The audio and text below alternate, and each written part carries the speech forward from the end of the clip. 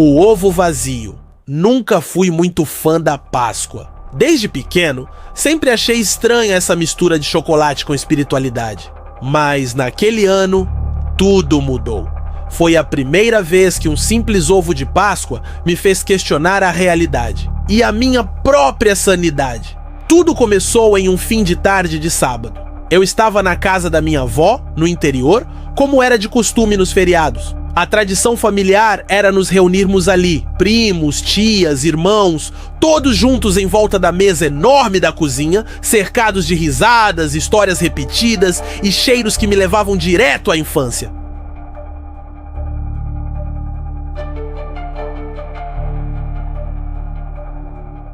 Eu, minha avó e um vento estranho que passava pelas frestas das janelas com um som que parecia... Eu, minha avó e um vento estranho que passava pelas frestas das janelas com um som que parecia...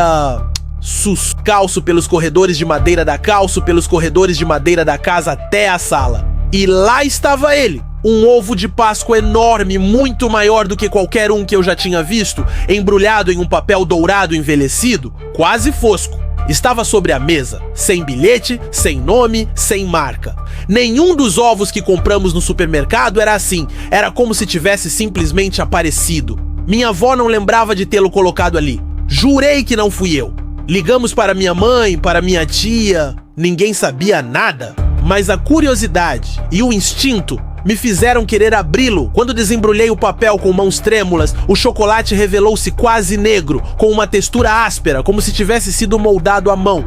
Parti ao meio com cuidado, e foi aí que tudo começou a dar errado. O ovo estava vazio, completamente oco, nenhuma surpresa, nenhum recheio, nada. Mas o que me assustou foi o cheiro, um cheiro frio, metálico, que me fez lembrar de sangue. Era sutil, quase imperceptível, mas estava ali. Então ouvi um som fraco, abafado, vindo de dentro da casca, como se algo tivesse sido aprisionado ali dentro. E naquele momento, juro pela minha vida, a parte quebrada do ovo começou a rachar sozinha, como se algo quisesse sair. Soltei aquilo imediatamente e recuei, sentindo meu coração bater nos ouvidos. A sala pareceu escurecer por um breve instante. Minha avó entrou correndo, dizendo que ouviu passos no sótão. O sótão que estava fechado há anos. Subimos juntos, mesmo com o medo me esmagando por dentro. A cada degrau, a sensação de que algo me observava aumentava. Quando abrimos a porta, encontramos apenas poeira e caixas antigas,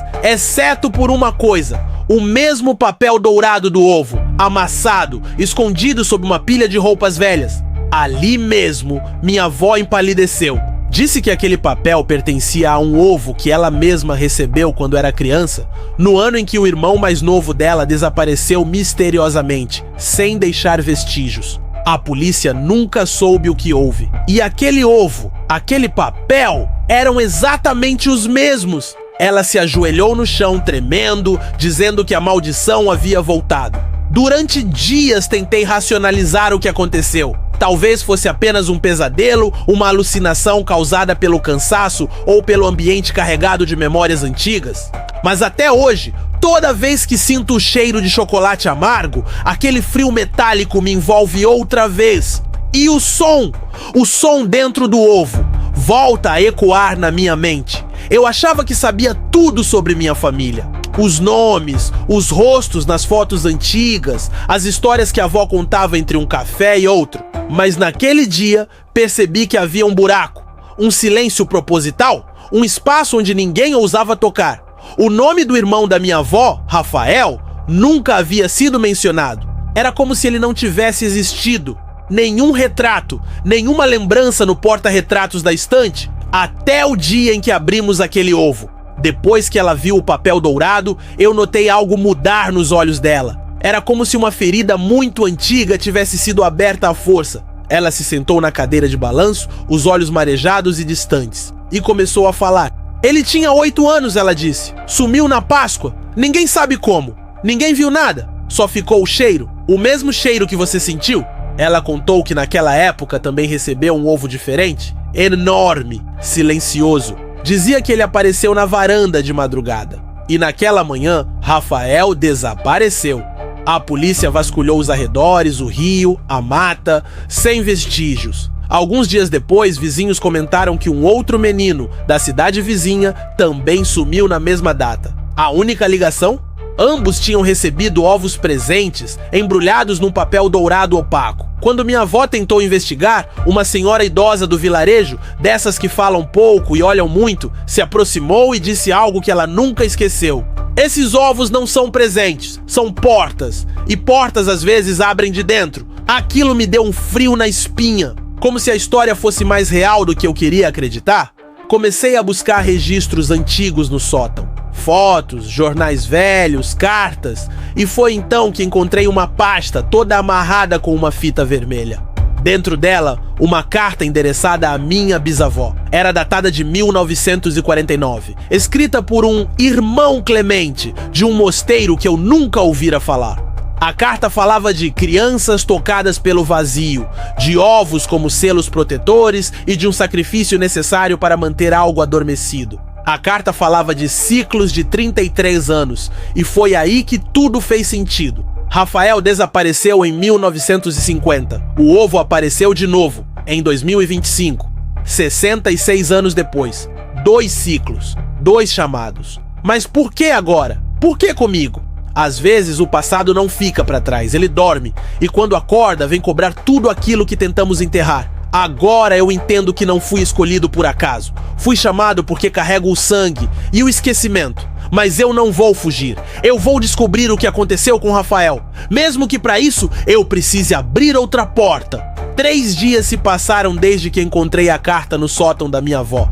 3 dias sem dormir direito, com aquela sensação estranha de que algo me observava. Mesmo quando eu estava sozinho, voltei para casa tentando acreditar que aquilo tudo era só uma coincidência, um surto de paranoia alimentado por histórias antigas e lembranças mal resolvidas. Mas na madrugada da quarta-feira, alguém tocou a campainha. 3h33 da manhã.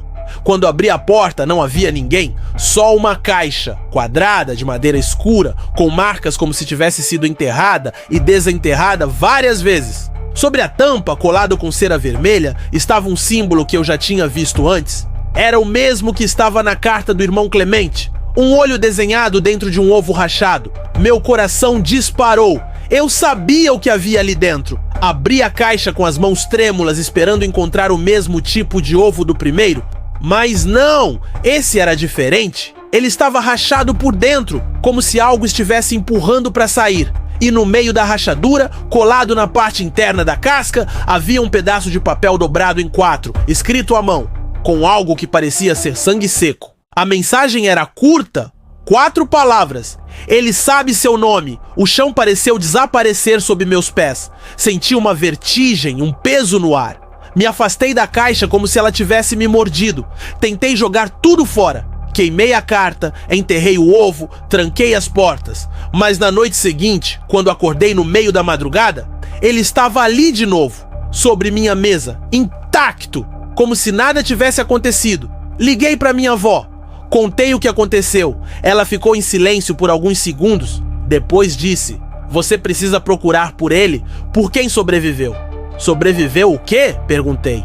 "Ao ritual? Ao chamado? Existe uma testemunha. Ela mora perto da antiga vila de Rafael. Como vou saber quem é? Ele carrega as marcas no rosto e nas memórias." Peguei o carro e fui até a cidade que ela indicou, a mais de 300 quilômetros. Uma vila quase esquecida no mapa. Quando cheguei, pedi informações sobre desaparecimentos antigos. Muita gente se calava, mudava de assunto, fingia não saber. Até que um senhor me olhou fixamente e disse... Assenti em silêncio, e ele apenas murmurou: "Ele voltou!" Achei que nunca mais veria isso. O nome dele era Severino, e ele me contou algo que mudou tudo. Em 1992 recebemos os ovos. 3 famílias, 3 crianças. Só eu sobrevivi, mas não escapei. Ele ergueu a camisa. No peito, cicatrizes em forma de espiral.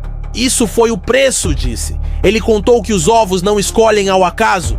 Eles aparecem quando uma linhagem rompe um pacto ancestral, quando alguém tenta esquecer o que foi selado. E quando perguntei quem era ele, aquele que sabe meu nome, Severino apenas sussurrou: Chamam-no de o Silencioso. Ele vive no espaço entre o som do mundo e o silêncio dos esquecidos.